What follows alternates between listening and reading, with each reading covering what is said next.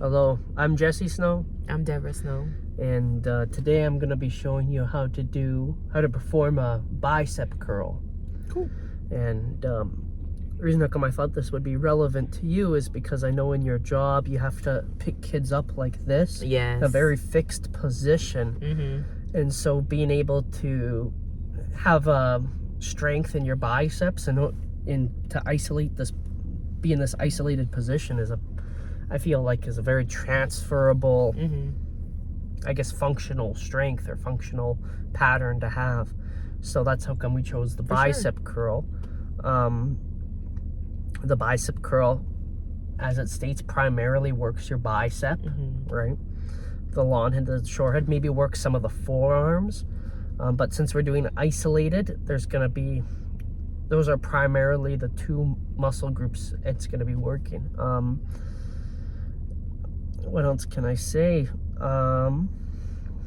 Yeah, have you ever done this before? No. Okay, well, first time for everything. We're going to be doing a stricter form, so your back's going to be against the wall. This is just to prevent hip movement and swaying, just because some people don't realize even a slight sway can add momentum to increase the weight, which is all right if you control the eccentric.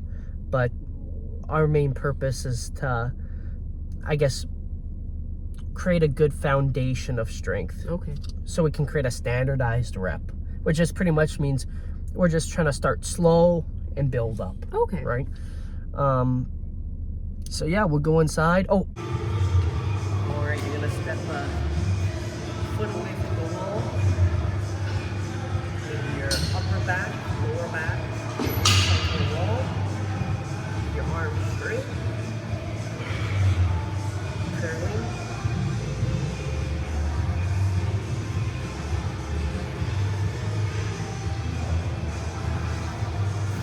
And now with the elbows, your elbows fly out in front like that.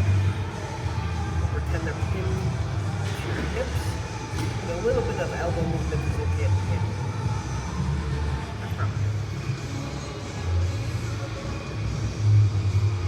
Perfect.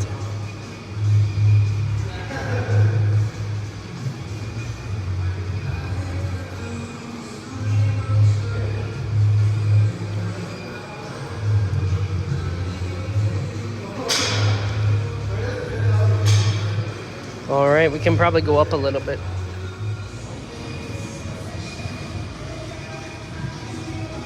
Two, three, 4, 5, 6, 7, 8, 9. One deep breath. All right, this next one, now that we're inside, this is a banded hammer curl. I think this will be important for you because I know you say you get kind of a tightness very easily in your forearms. This utilizes a bit more forearm, but since it's also biases the shortened end or range of motion, I think it will help with your recovery a bit more, right? Because the more stretched base, it can sometimes increase DOMS, which is just muscle soreness, and short end often, can be used for recovery, or in this case, if you get very sore, I could foresee it helping you. And it's also just good to get a different variation to bias different muscle groups. So you'll step on the very end of this, and you can overload it just by reaching further down on the band. So if I were you, I'd measure how many hands you're going down, and then curl Similar form, single arm. Keep the elbow tight to your body. And again, try to get 10 reps. With this, it might feel a bit tighter just because since it's a different it's a different the word just slipped my mind, unfortunately. I guess the weight profile, the word slipping my mind, but the resistance profile. Only took me a couple of years to get it. The resistance profile is different than the dumbbell, right? The dumbbell, we often have an easier time curling past this 90-degree angle, right? I think it's actually called a bell curve. I could be corrected. But with this, the difficulty increases the more you pull, right? So it's harder in this position than it is in the lower position. And so I feel like that the change of the resistance profile could be beneficial for you. And so yeah, we'll get you to try it out.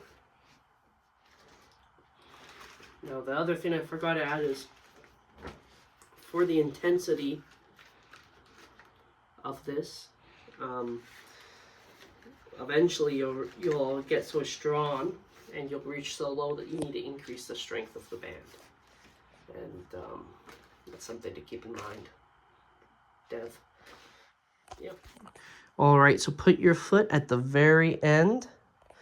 And now is it okay if I grab this? Yeah. I would count how many hands are down. So I'd start with 3 hands down the band. So with your other hand, grab the band, right up close. And now with your right hand, grab below. There we go. And I would start curling from there. Okay.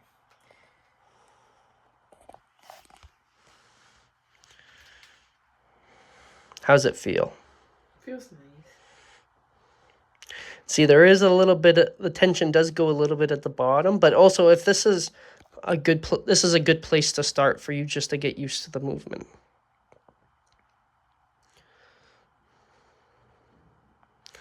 If you want, we can try the other hand. Or, I guess, other hand and foot, sort of. Yes, perfect. And as you can see what I was talking about, the shortened position. It's more up there, right?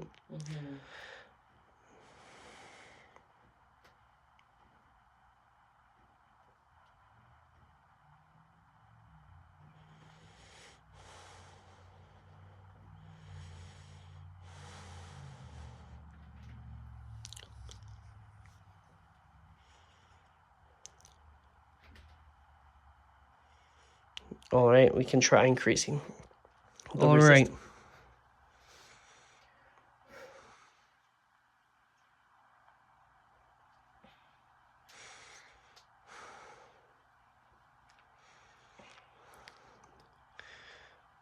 Good form. 3,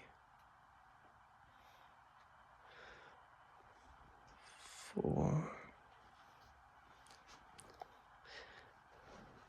5, 6, 7, 8, 9, 10. Perfect. All right. Now I know I mentioned this while we were working out, but you can't really hear with all the music and stuff. But for the last rep, you want it slow and controlled. And I know you don't really do a bicep curl. You usually do like more kind of compound movements. So, I know that was a pretty hard intensity for you. So, and the other thing was the swaying. Yeah.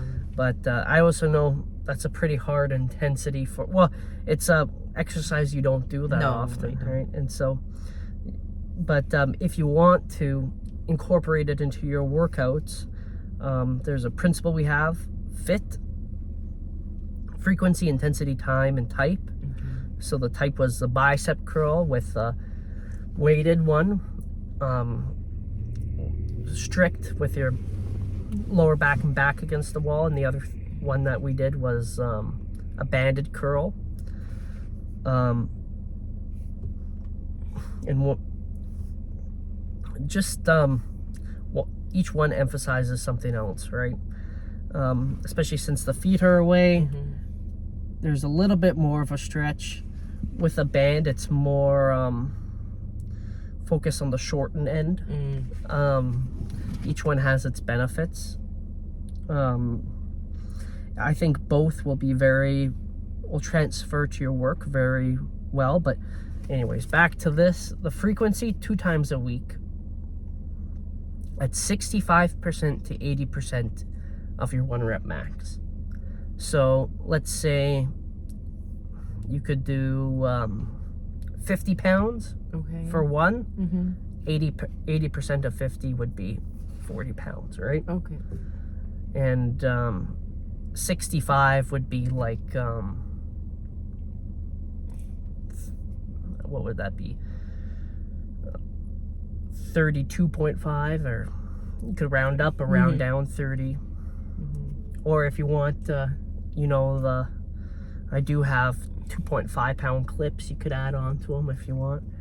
But it shouldn't take you more than 10 minutes. Oh, and with the intensity, that's around where your intensity should be, but your reps, another way you can measure it is your reps should be between 8 to 10. Okay. Right? Or maybe 8 to 12. Okay. And if you get on the lower end 6, that's all right too. Okay. Right? But once you have that baseline, every session try to add 1 to 2 reps. Okay. Yeah, it shouldn't take more than 10 minutes. And you can rotate between the 2 exercises. Okay. And yeah, that's about everything. Yeah. Okay.